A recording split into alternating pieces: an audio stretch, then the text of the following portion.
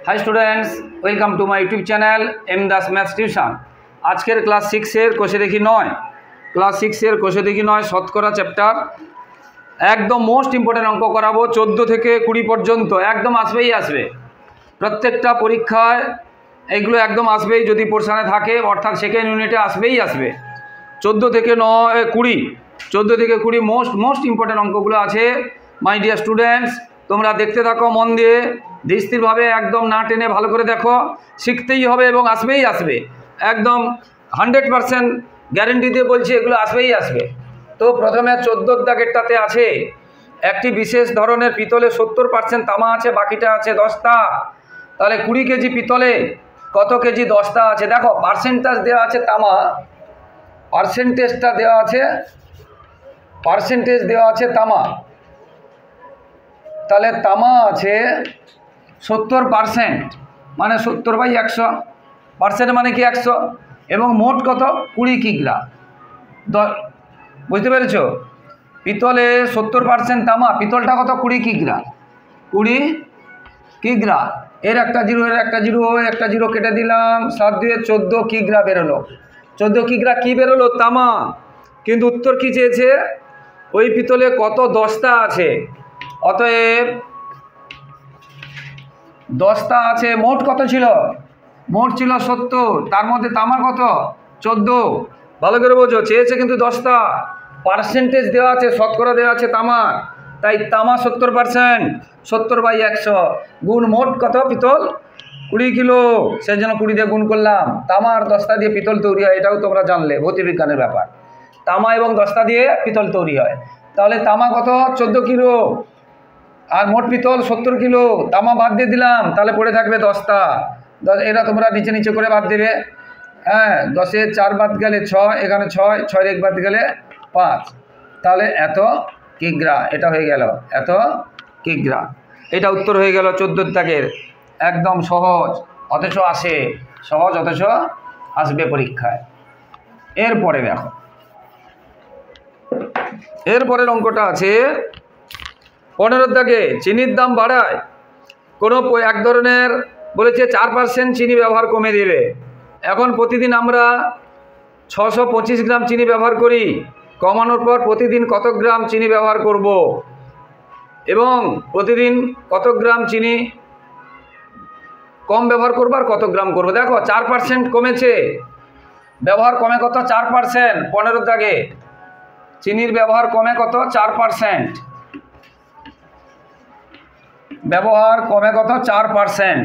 Percent মানে কি? আমরা প্রত্যেকটা অঙ্ক করেছি, পার্সেন্ট মানে নিচে 100 গুণ, আগে কত ছিল 625 এবং কিসে ছিল? গ্রামে। তাহলে 625 দিয়ে গুণ করতে হবে। চিনির 4% ব্যবহার কমছে, তাহলে ব্যবহার কত কমবে? 4/100 গুণ মোট কত 625 গ্রাম, 625কে গুণ করতে হবে। এবার আমরা এটাকে এটা দিয়ে বা যাই কাটতে পারি, 5 2 10, 5 1 5, 5 2 10, 5 5 25, আবার 5 দিয়ে 5 4 20, 5 দিয়ে 10, 5 5 25, 4 4 কেটে গেল, তাহলে শেষ পর্যন্ত কি থাকলো? 25 গ্রাম। তাহলে এখানে একটা উত্তর হয়ে গেল। প্রতিদিন কত গ্রাম বলেছে, প্রতিদিন কত গ্রাম কম ব্যবহার করব, এটা একটা উত্তর হয়ে গেল। তাহলে চিনির ব্যবহার কমবে প্রতিদিন কত? এত গ্রাম। এটা হচ্ছে প্রতিদিন,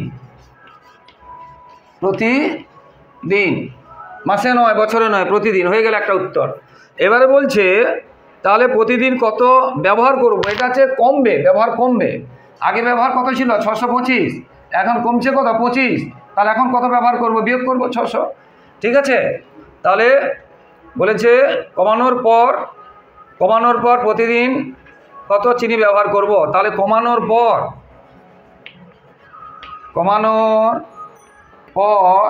প্রতিদিন, কমানোর পর প্রতিদিন চিনি ব্যবহার করব।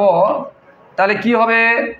আগে কত ছিল? 625, এখন কমে গেছে কত 25, তাহলে থাকলো কত 600 গ্রাম। প্রত্যেকটা উত্তর বের করে তোমরা দেখে নাও। ঠিক আছে? তাহলে এখন দুটো উত্তর, এখানে একটা উত্তর কত কমবে, এটা একটা উত্তর, আর এখন কত হলো 600 গ্রাম, দুটো উত্তর। পাশে কিন্তু উত্তর লিখবে তোমরা, এখানে জায়গা নেই বলে আমরা লিখিনি। কিন্তু প্রত্যেকটা উত্তর যেখানে উত্তর পাশে লিখে দিতে হবে, না হলে পরীক্ষক সহজে দেখতে পাবে না। উত্তর লিখতে হবে পাশে, একদম সহজ। তো বন্ধুরা, যারা আমার ইউটিউব চ্যানেলটি দেখছো সকলকে ধন্যবাদ, শুভেচ্ছা, অভিনন্দন। এবং যারা আমার চ্যানেলে নতুন বন্ধু, তোমরা কিন্তু আমার চ্যানেলটিকে সাবস্ক্রাইব করতে ভুলো না। সাবস্ক্রাইব করে একটু পাশে থাকো, একটু হেল্প করো, এবং লাইক কমেন্ট ও শেয়ার করতেও ভুলো না বন্ধুরা। এরপরে 16তে আছে অনিলবাবু তার মাসিক আয়ের 22% বাড়ি ভাড়া দেয়। অনিলবাবু প্রতি মাসে 1870 টাকা বাড়ি ভাড়া দেন, এটা কিন্তু আলাদা।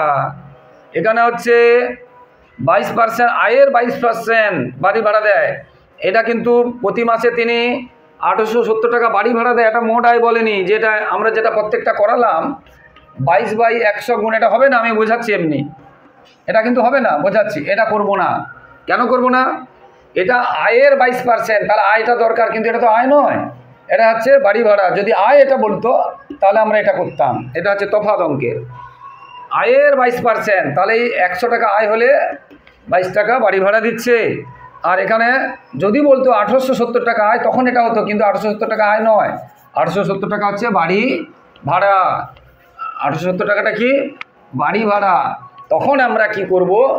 উল্টো আয়টা তো চেয়েছে, বাড়ি ভাড়াটা দেওয়া আছে 22%, তখন আমরা এইভাবে করব, এক লাইনে করলে, বুঝতে পেরেছ? গুণ 1870, এটা এক লাইনে করলে। কিন্তু এটা তোমরা এক লাইনে করবে না, নম্বর কম দিবে। দেখো বন্ধুরা, কী করবে? এটা ছক করবে, তাহলে তোমাদের ভুল হবে না। তাহলে এটা আছে আয়, ভীষণ ইম্পর্ট্যান্ট, একদম আসবে, বারবার বলছি, ভীষণ ইম্পর্ট্যান্ট। আর এটা আছে বাড়ি ভাড়া। বাড়ি ভাড়া কত? 22 টাকা। আয় কত? 100 টাকা। এবারে 1870টা কী আছে? বাড়ি ভাড়া আছে, তাহলে বাড়ি ভাড়া লাইনে লিখবো, আয়ের নামটা জিজ্ঞাসা চিহ্ন হবে, আয়ের লাইনটা জিজ্ঞাসা চিহ্ন হবে। ভালো করে অঙ্ক ভাষা পড়তে হবে, পড়লেই তোমরা পারবে। তাহলে যেটা বের করতে হবে সেটা এদিকে থাকে, তাহলে এটা এদিকে থাকবে, এটা এদিকে থাকবে, তাহলে আমরা লিখব 22 টাকা বাড়ি ভাড়া। 22 টাকা বাড়ি ভাড়া হলে 22 টাকা, তাহলে 22 টাকা বাড়ি ভাড়া হলে 100, বাড়ি ভাড়া হয় 100 টাকা, আয় হলে বাড়ি ভাড়া হয় 100 টাকা আয় হলে, ঠিক আছে? তাহলে আমরা ঐকিক নিয়মে 1 টাকা বাড়ি ভাড়া হয়, সবসময় যেন আগে একটা লিখতে হবে, সবসময় আগে একটা লিখতে হবে। এবারে এটা কমেছে, এটাও কমবে, তাহলে এটা কোথায় হবে? সবসময় আগে লাইনটা লিখে নিতে হবে, আগে এটা লিখতে হবে। এটা কখনো নামবে না, হয় এটা নামবে না হলে উঠবে, হয় গুণ চিহ্নতে 22 হবে না হলে নিচে হবে। এবার এটা জন আর দিন নয় যে বিপরীত সম্পর্ক, এটা নয়, এটা সরল সম্পর্ক। এবারে বাড়ি ভাড়া কত বলছে? 1870, তাহলে 100 গুণ 1870 বাই 22। এটা 22টা দেখে বোঝা যাচ্ছে 11 নামতায় যাবে, 22টা দেখে 11 নামতায় যাবে, তাহলে 11 2 22, এখানে 11 1 11 7, 11 7 77। এবারে 2 দিয়ে আমরা এটাকে বা এটাকে কাটবো, 2 দিয়ে যদি কাটি, 2 আসতে 16, 2 আসতে 17 আছে, তাহলে 2 5 10। এবারে 85কে 100 দিয়ে গুণ করা মানে খুব সহজ হয়ে যাবে। 85কে 100 দিয়ে গুণ করলে 85 এবং 100 মানে দুটো শূন্য, তাহলে এত টাকা। উত্তর দেখো মিলে যাবে 8500 টাকা, 8500 টাকা। এটা নিচে হবে, কিন্তু জায়গা নেই বলে আমি এখানে করালাম, এটা নিচে হবে, ঠিক আছে? তাহলে এই অঙ্কটা কিন্তু ব্যাপারটা বুঝতে হবে, যেটা বললাম আগে বলেছি, এটা কিন্তু আয় বলেনি। আয় বললে 22/100 গুণ এটা হতো, এটা বাড়ি ভাড়া বলেছে, সেই জন্য উল্টো হয়েছে, ঠিক আছে? এটা কিন্তু মোস্ট ইম্পর্ট্যান্ট, একদম আসবেই আসবে বন্ধুরা, ধরে নাও, ছাড়বে না, একদম জোর করে ধরে নাও, আসবে, ভালো করে শিখবে। জোর করে ধরা মানে ভালো করে শিখবে। এবারে 17, 15% জমিতে পাট চাষ লাগিয়েছে, 11 বিঘা জমি পাট, এটা তোমরা করবে সহজ।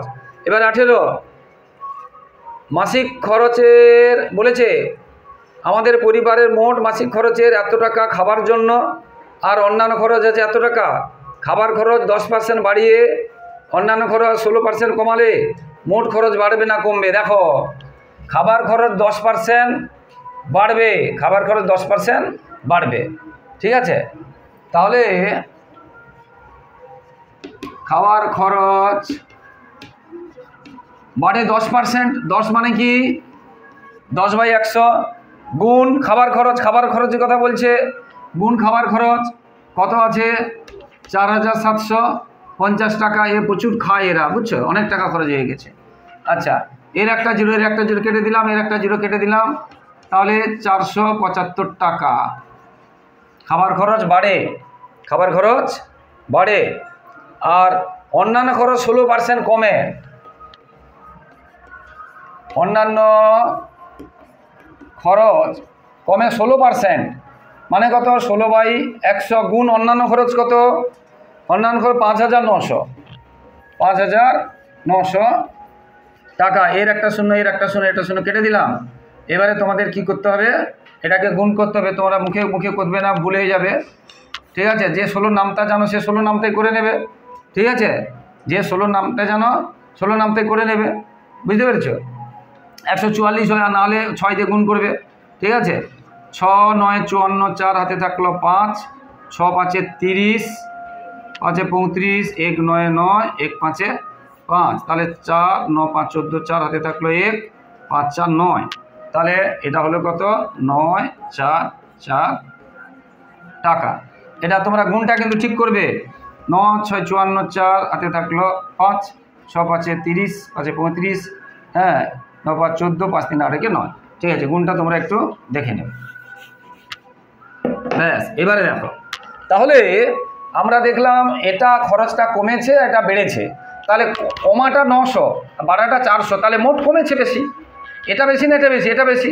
তাহলে এখানে যেটা বলেছে, তাহলে মোট মাসিক খরচ বাড়বে না কমবে, বাড়বে না কমবে, কমেছে তো। মোট মাসিক খরচ বাড়বে না কমবে হিসাব করে দেখি। এবার কতটা কিন্তু চাইনি, উত্তরে শুধু কমবে বলেছে না, উত্তরে এত টাকা কমবে বলেছে, উত্তরে এত টাকা কমবে বলেছে না এত টাকা কমেছে, এটা যেমন এখানে। তাহলে এখানে বলেছে মোট মাসিক খরচ কমবে না বাড়বে।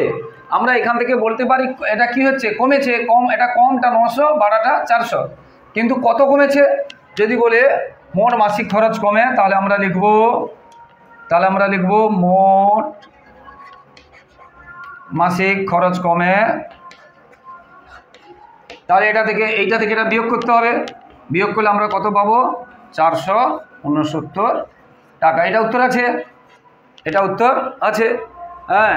14 5 গেলে 9, এখানে 13, 7 গেলে 6, এখানে 8 4 গেলে 4, এইটা হয়ে গেল উত্তর। ভীষণ ইম্পর্টেন্ট কিন্তু বন্ধুরা, আসবে, বুঝতে পারলে।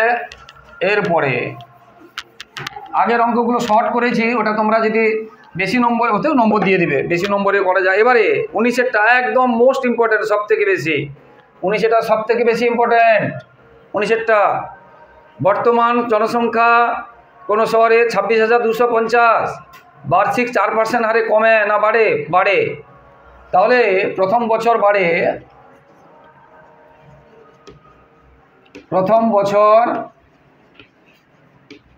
4% বলেছে, অনেকবার করেছি। পার্সেন্ট মানে নিচে 100 গুণ আগে কত ছিল 26,250, এর একটা জিরো, এর একটা জিরো কেটে দিলাম। 5 5 দিয়ে 10, 5 5 25, এ গেছে 12, 5 দিয়ে 10, 5 5 25, আর 2 দিয়ে কাটবে না, এখানে কাটবে। তাহলে এখানে 2 দিয়ে কাটলো, তাহলে কি থাকলো, 2 দিয়ে কাটলে এত বাড়ে, এত জন বাড়ে। প্রথম বছর বাড়ে কতজন, এতজন। তবে পরের বছর জনসংখ্যা কত হবে বলেছে, আর 2 বছর পরে কত হবে। দেখো পরের বছর তাহলে হবে কত, পরের বছর হবে, দেখো আগে কত ছিল 26,250 জন, বাড়ছে কত 1,050 জন, তাহলে হবে কত, যোগ করতে হবে। আগে ছিল 26,250, বেড়েছে 1,050, তাহলে হবে কত, যোগ করতে হবে। 0, এটা জন, 0 0, 5 5 10 0, হাতে থাকলো 1, হ্যাঁ 5 হাতে 2, আর হাতে ছিল 1, পড়ে গেল 3, 1 2 3 4, এখানে থাকলো 7, এটা আছে কি 27,300, একটা উত্তর আছে। তাহলে 27,300, তাহলে পরের বছর জনসংখ্যা কত হবে 27,300। এবার বলছে 2 বছর পরে কত হবে, আবার দ্বিতীয় বছরে বাড়বে কত, দ্বিতীয় বছরে বাড়ে কত, সেই 4%। তাহলে 4/100 গুণ, এখন তো আর এটা নেই, এখন হয়ে গেছে এই সংখ্যাটা, এর দুটো জিরো কেটে গেল, তাকে 4 দিয়ে গুণ করলাম, 4 3 12, 2 হাতে এত জন লিখতে হবে। আবার বলছি দ্বিতীয় বছর বাড়বে 4%, কিন্তু দ্বিতীয় বছর তো এখন এই সংখ্যাটা নেই। প্রথম বছরের শেষে মানে দ্বিতীয় বছরের শুরুতে কত বেড়ে গেছে, কত হয়েছে দ্বিতীয় বছরের শুরুতে বা প্রথম বছরের শেষে, এখন 27,300 হয়েছে। এটা একটা উত্তর, একটা উত্তর এটা আছে, দেখে নাও বন্ধুরা। এবার এইটার উপরে বাড়বে আবার 4%, এই দুটো শূন্য কেটে দিলাম, তাহলে 4 3 12, 2 হাতে থাকলো 1, 4 7 7 28, আর হাতে ছিল 29, 2 4 2 8 2। এটা উত্তর নয়। দ্বিতীয় বছর বেড়েছে এতজন, তাহলে হবে কত শেষে, এটার সাথে এটা। দ্বিতীয় বছর শুরুতে এতজন, বেড়েছে এতজন, তাহলে হবে কতজন শেষে, দ্বিতীয় বছরের শেষে বেড়েছে, তাহলে হবে কত, যোগ করতে হবে। তাহলে যেটা বলেছে 2 বছর পরে জনসংখ্যা কত হবে, তাহলে কি লিখবে, 2 বছর পরে জনসংখ্যা হবে,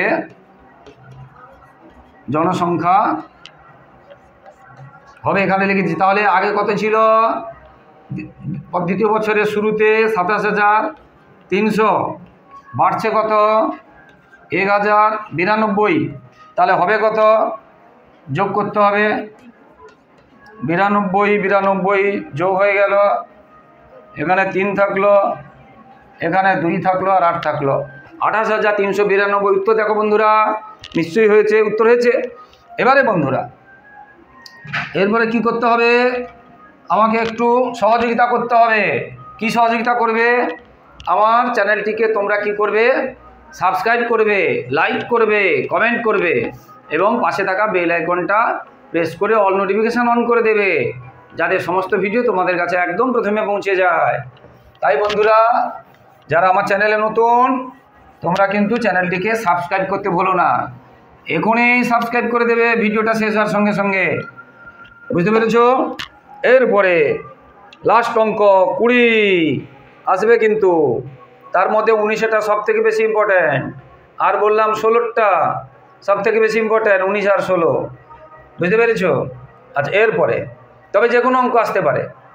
এখানে বলেছে ধানের দাম প্রতি কুইন্টালে 1080 টাকা ছিল, বর্ষাকালে 15% দাম বেড়েছে, তাহলে প্রতি কুইন্টালে মানে 1 কুইন্টালে, তাহলে 12 কুইন্টাল ধান যদি বিক্রি করে, দেখো ধানের দাম ছিল 1080 টাকা প্রতি কুইন্টাল, মানে 1 কুইন্টাল, তাহলে 12 কুইন্টালের দাম কত, বর্ষাকালে দাম ফসল ওঠার মুখে কত হবে পাবো, আর বর্ষাকালে কত হবে পাবো, সেই ধান বিক্রি করে কত বেশি টাকা পাবে। তাহলে দেখো ফসল ওঠার মুখে 20টা,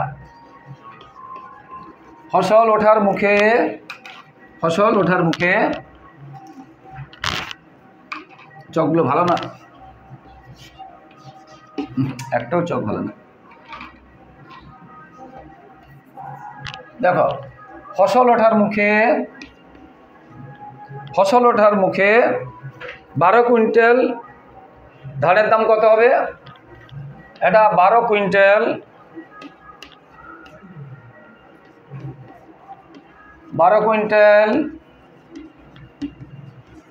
ধানের দাম, 12 দিয়ে 1 কুইন্টালের দাম কত বলেছিল, 1080 টাকা। তাহলে 12 কুইন্টালের ধানের দাম কত,